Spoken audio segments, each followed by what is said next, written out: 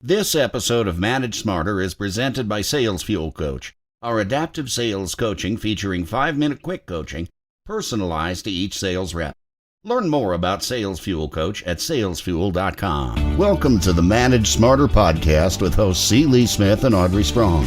We're glad you're here for discussions on new ways to manage smarter, hire, develop and retain talent, improve results, and propel team performance to new heights. This is the Manage Smarter podcast. Lee, our guest today has one of my favorite business names of all the guests we've had in 3 seasons of this show. What is it? Ugly Mug Marketing. I just love the play on words. It's so cool. And who hasn't gotten an ugly mug from a marketer? Yeah, but the name has a dual meaning, and we'll talk about that with our guest, Wayne Mullins. Welcome to Manage Smarter, everyone. I'm Audrey Strong, the Vice President of Communications here at Sales Fuel. And I'm C. Lee Smith, the President and CEO of Sales Fuel. So we're going to talk about something that we haven't really talked about since March when the pandemic hit, which is marketing. And our expert today is Wayne Mullins, founder and CEO, like I said, of Ugly Mug Marketing. Over the past 2 decades, he has scaled multiple companies and helped hundreds of entrepreneurs do the same with their companies. His passion is helping people challenge their assumptions. We love that. Create value from places they've never looked. We love that too. And have more freedom than they previously believed possible in their business life. Who doesn't like that? Who doesn't like that? So Wayne Mullins, thanks all the way from Louisiana. Thanks for coming to the show. Thank both of you so much. I'm greatly looking forward to our conversation today. It's great. So I know you've done sales and marketing. You've did sales before you started your own marketing firm. Do you want to talk a little bit about your background first? And then we want to talk to you about your view of how to pivot since March. We're in a whole new world right now, as you know. Sure, absolutely. So as you said, my background is in sales.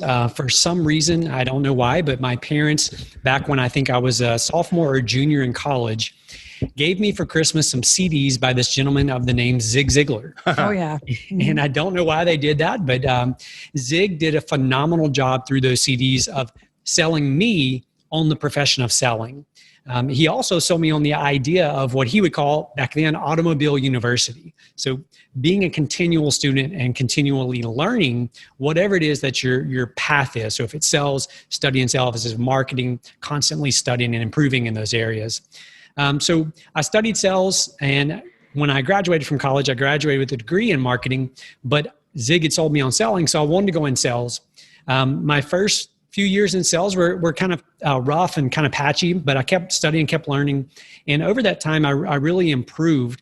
And it got to the point where I was doing very well for the company that I was working for, and started kind of looking at my sales figures thinking, if I'm making this much money for them, what if I did something for myself?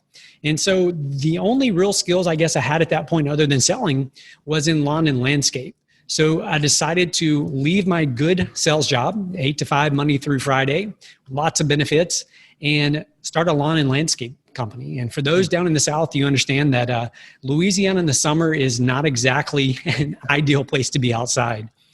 But over the course of that next little period of time, about a 3-year period, I grew that company literally from zero. I grew it to a very sizable company, probably the largest or close to the largest in our area. And I sold that company. And it was during the course of that growth that I started having a lot of friends, and a lot of our lawn care clients come to me and ask me, how are you growing? How are you marketing your company so well that you're growing this fast? Mm-hmm. And that was kind of the very beginning stages of me working with other entrepreneurs and business owners, helping them in their marketing efforts. And that reminds me of my favorite Zig Ziglar quote, which is, you can get everything in life that you want if you're just willing to help other people get what they want. So it's really not sales is helping, and it's all about helping the other people. That's what you do in marketing, top of funnel. It's what I do in sales, bottom of the funnel. And it's pretty much something you have to do all the way through. I mean, that's why we exist, and that's why people give us money to do it. Yeah, absolutely. I completely agree with that. And it's one of my favorite quotes as well. It's so true.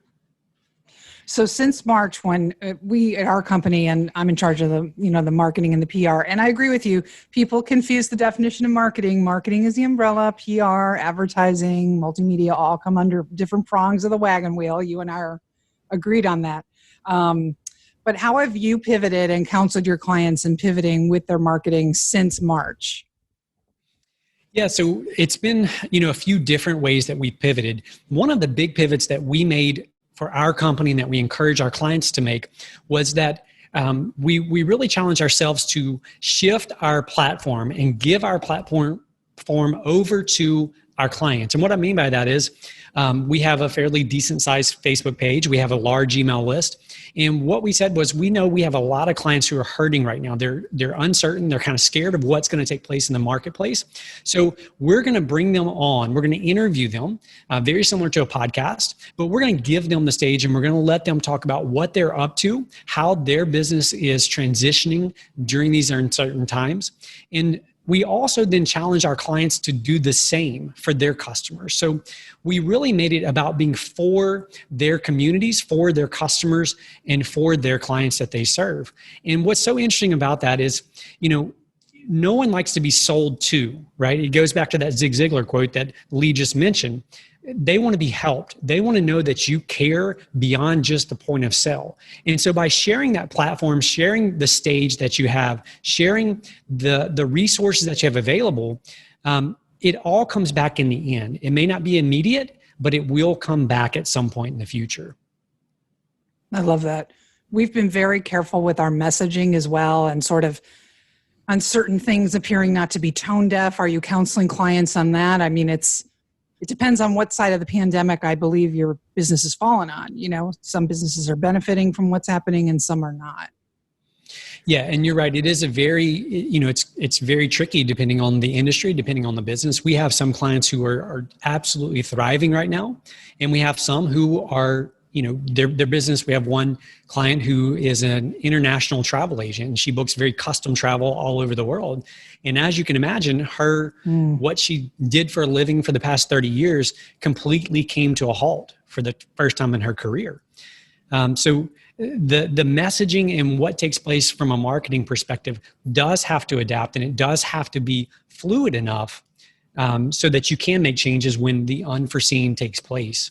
And I think one thing to point out is that so often as entrepreneurs and business owners, we get so hung up on the tactics of what we do. So if it's making Facebook posts, or if it's, creating videos, or whatever the thing is, we get so hung up on the tactics of marketing or the tactics of sales that we often lose sight of the strategy. And one step above, or kind of, at a different level above the strategy, would be the vision. What is the vision for our company? What is the vision that we have for our customers and our clients? And so what I would say is, we've been coaching and walking them through, let's get recentered and refocused on the vision. Where are we going? Where are we trying to take our customers and our clients? And then let's also look at the strategies. So our tactics may be completely different today because of everything that's happened, but we need to get realigned and recentered in the vision and in the strategies that we're pursuing. It's a great time to get back to basics, and also the basics of your company, the basics of your sales team. Why do you exist? What makes us different? Why do people choose us, over other people? Why did we start this in the first place? Man, that kind of stuff. And, I was just thinking about another thing related to this is, do you find that people are starting to get fatigued a little bit with the COVID-19 marketing messages, we're all in this together and everything like that, when, is there a certain segment of the population would just crave a good nonsensical beer ad? I mean, these days, it's like, are we there yet? Yeah. And again, the challenge is, though, with the current situation we find ourselves in, is that when you take a stand and when you downplay it, you run the risk of making it a politicized advertisement at that point. And that's what's so tricky about the current environment that we find ourselves in. But to your point, what I would say, and this has always been true of marketing, and it is true of sales as well, but in marketing, what works is what stands out from everything else. So what works is what stands out. So if you're doing the exact same thing, first of all, that you've always done, it's not working. Second, if you're doing the exact same thing that all your competitors and all your peers in your industry are doing, it's not gonna work. You're gonna blend in to the marketplace. So exactly what you're saying, it's just, you do have to be careful, because there is the risk right now of anything being politicized one way or the other. Well, and it seems to me, Twitter is the Wild West, and Dorsey has said he wanted to split Twitter into two. You guys have heard this, right? Mm-hmm. The Wild West Twitter, where they don't, screen things out, and then more of an edited version of Twitter.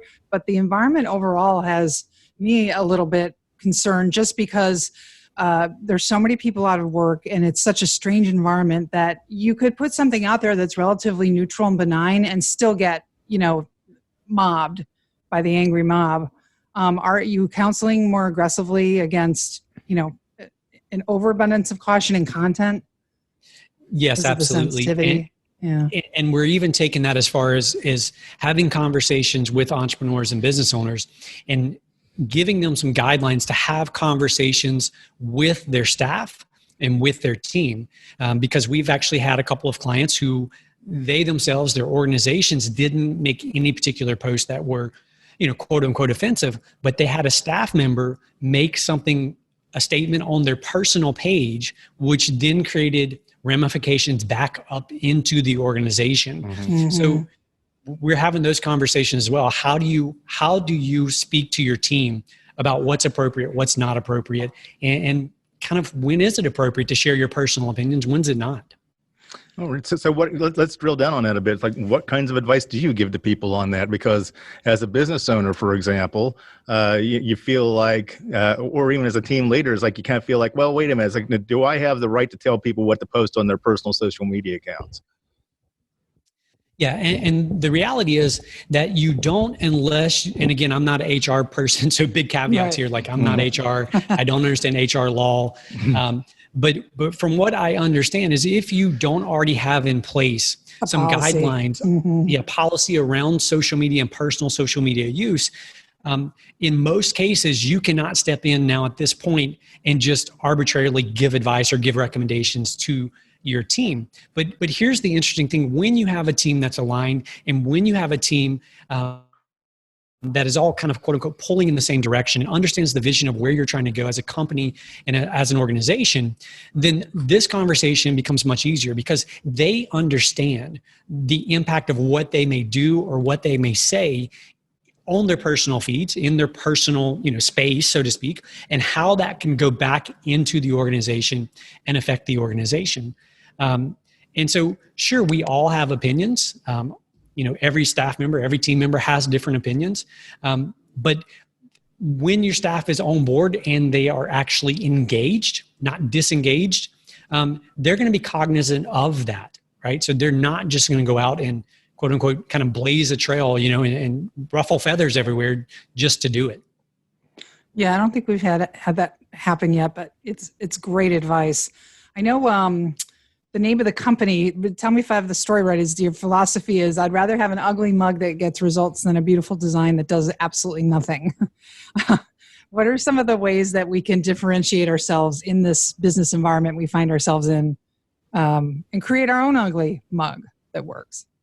Yeah, absolutely. So the name actually is a play off of a quote from David Ogilvy. So David Ogilvy was the founder of Ogilvy and Mather. They started that, I believe, in the 60s.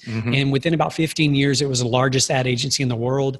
To this day, they're in the top 10. But by the way, not to interrupt, I got to tell everybody, it's like Ogilvy on advertising. If you have any interest at all in advertising or whatever, that book changed my life when I read it back when I got out of college. I mean, it's like many years old now, but fantastic book. Great advice, too, on hiring people in that book, it's fantastic. Absolutely. I second that. It is a great book.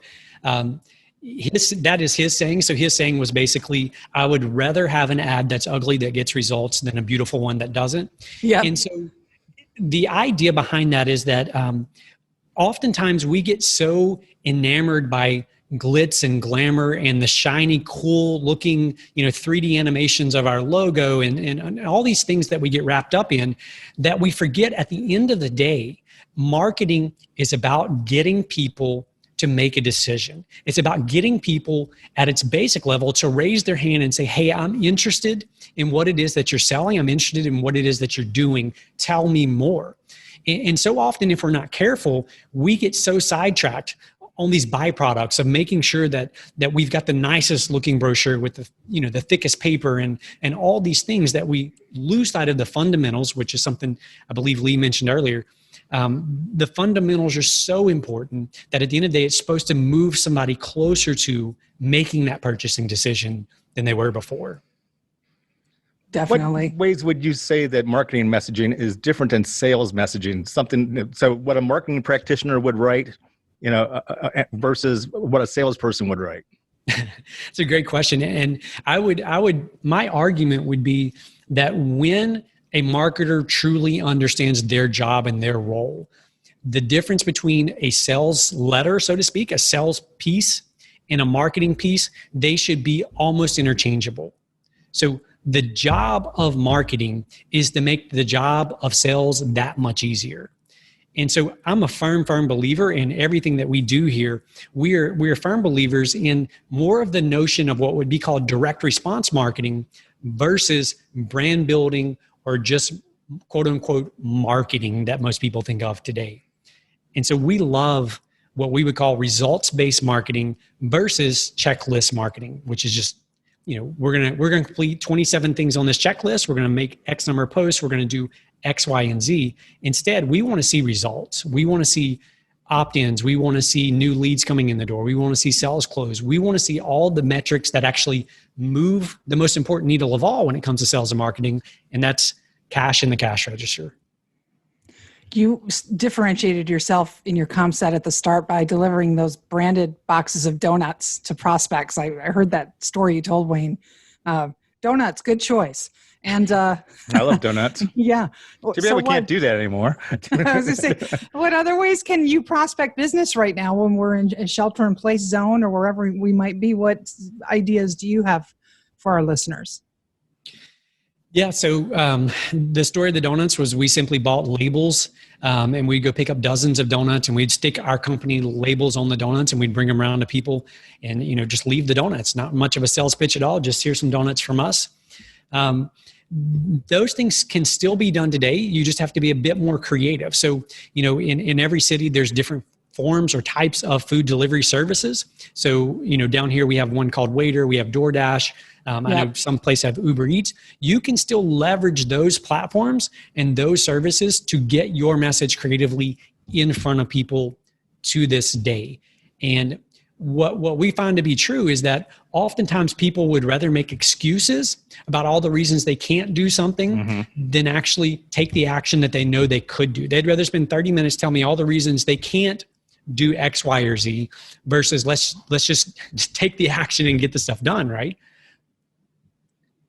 I love it. So yeah, maybe, or it'd be probably easier to deliver a pizza directly to a prospect with a note or a card enclosed. I believe back in my production days in Chicago, we did that to a network executive at a tech network out in California.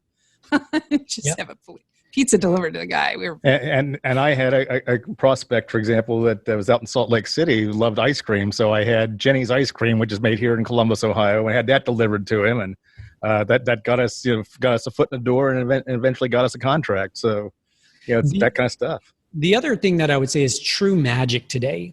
It's an old fundamental, but it's a forgotten fundamental, and that is the handwritten note. Mm-hmm. Yes. So when you have a prospect reach out, so they make a phone call, they leave a comment on Facebook, whatever it may be, the magic of them getting a handwritten note within a day or two in their actual mailbox, I promise you, you're going to stand out immediately from every single other competitor you have. So what I would say is stack up some thank you notes, some just generic. They don't have to be anything custom or fancy.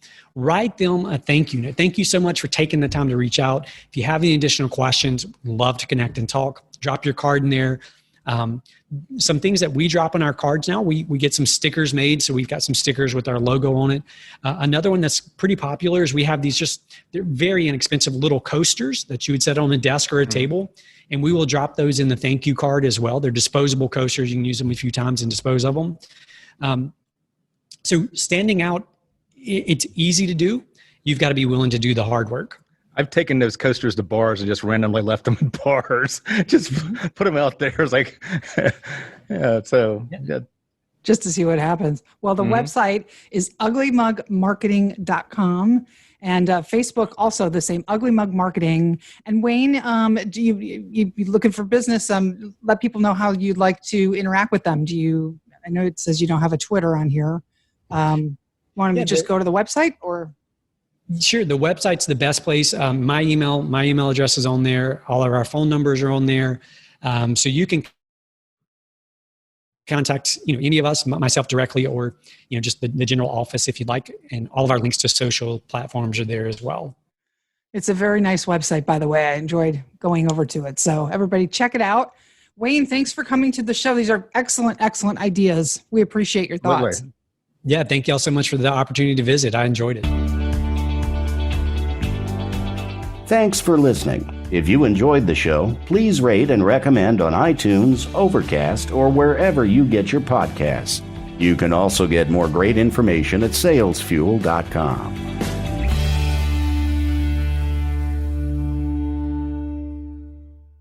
This podcast is a part of the C-Suite Radio Network. For more top business podcasts, visit c-suiteradio.com.